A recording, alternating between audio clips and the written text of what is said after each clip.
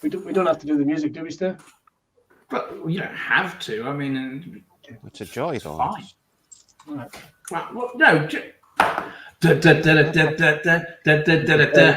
Stu! Stu! Stu!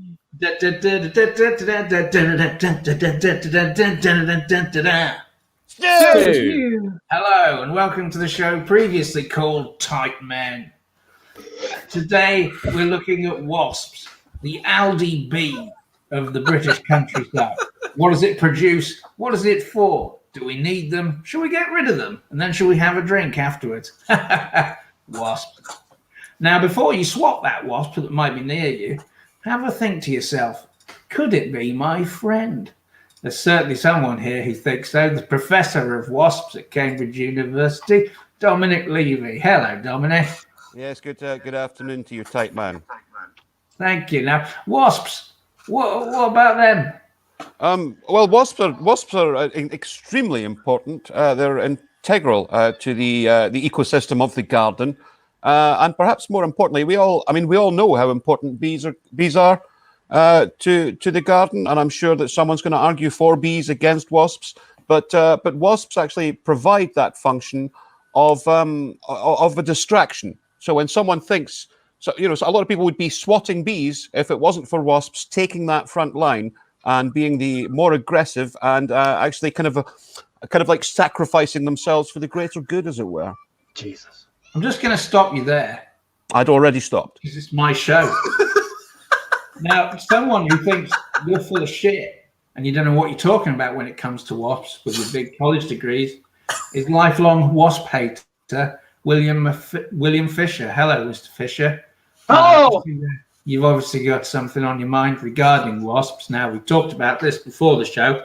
Take a deep breath and just tell them what you told me.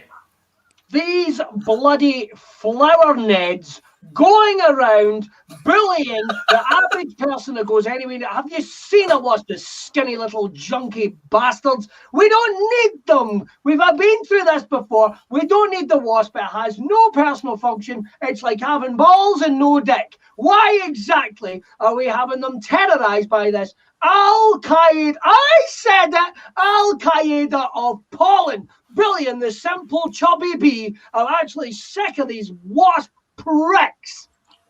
Right, now, are you speaking as a garden owner or as Britain's premier nudist?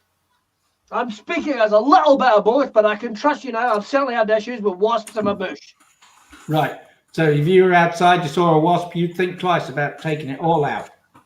I would think multiple times about it, because I don't know what the wasp's intention is. It might want to swim around, fly around my bits and bobs. I've absolutely no idea. I asked you a question, but we don't have time for your answer. So I need to see someone here, though, but someone else is joining us, has a very different view on wasps. It's Claire Whitaker. Hello, Claire. Not guilty.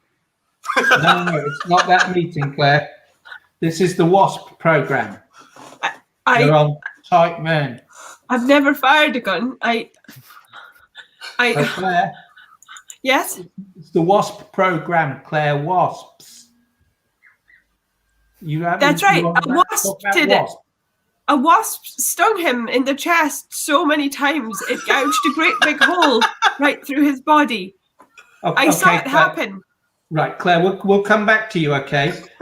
Now, we've got an audience here. Hello, do we have a question for any of the experts? Hello, yes. Hello, my name's Roger. I've got a question. I used to have a pet dog called Alan, but unfortunately, he died in a freak combine harvester accident. Roger, I'm so sorry to hear that. It's okay. I shouldn't have had a combine harvester in the living room. I was trying to hoover, but accidentally used a combine harvester. Anyway, my question is, I've got a wasp's nest in the attic. Do wasps make a suitable replacement pet? Good question. Let's go to William first. Hello, William. You're obviously against wasps in your garden, but what about pets? Imagine getting a dog lead.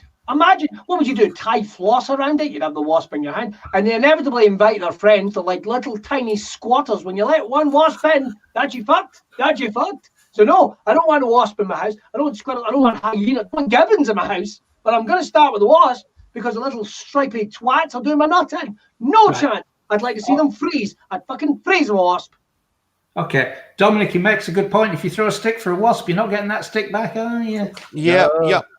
But in terms of like thinking of a wasp as a pet, I mean, they're not as dangerous as people would think. When I was a young man, I was actually stung by a wasp, and what I did was I peed on the sting. It didn't make any difference to the pain, but ever since then, I've really enjoyed being peed on. I see. If I could come back to you there, Claire. What about maybe not for a pet? What about a working wasp for the blind? Alan. A sheep wasp. He said Alan. How did you know his name was Alan? Oh no. How did you know he was Alan? Yes. Claire, it's the WASP program. This isn't the trial, it's the WASP program. I think I need my lawyer present before I go answer any more questions. Okay. One more question. Yes, sir, from you. Hello, it's me, Roger, again. Roger. I used to have a cat called Nigel Quentin, but unfortunately it fell down a manhole and died. I'm so sorry to hear that. It's okay, I shouldn't have installed a manhole in the living room. I was trying to hoover the carpet, but accidentally installed a fully functioning manhole and sewer system. An easy mistake to make. My question is, I've got a wasp nest in the attic. Now, some of the wasps have flown into the garden. Now, can wasps make a suitable replacement for bees in pollinating the garden and making part of a thriving ecosystem in your backyard? Well, that is a very good question that gets to the crux of our matter. I'm going to have to be very quick with you all because we're about to finish. Are wasps good for the garden? Very quickly, William. No, fuck them. Okay, so Dominic. Not as good as bees, but guaranteed they will not fall down a manhole. But in William's case, they might fly up one. Oh, I see. Well, okay, and finally, Claire. Manhole. The hole I made in the man, Alan. It was So me. you admit it. So you admit it. Is that a confession? Yeah. Is that a confession of guilt? Okay. Well, And that I don't brings. regret it. I would like to ask, she said the man she killed was called Alan. That was the name of my dog, who died in a combine harvester accident. I don't know if she's referring to the same person. It's unlikely, but I thought it's a funny coincidence. Worth bringing up, though, before we go, was Alan a dog or a man? And was there a combine harvester or a series of shotgun wounds? Where am I? You're in court. Guilty. Very well, Claire, you've been found guilty. I sentence you to be hanged from the neck until dead.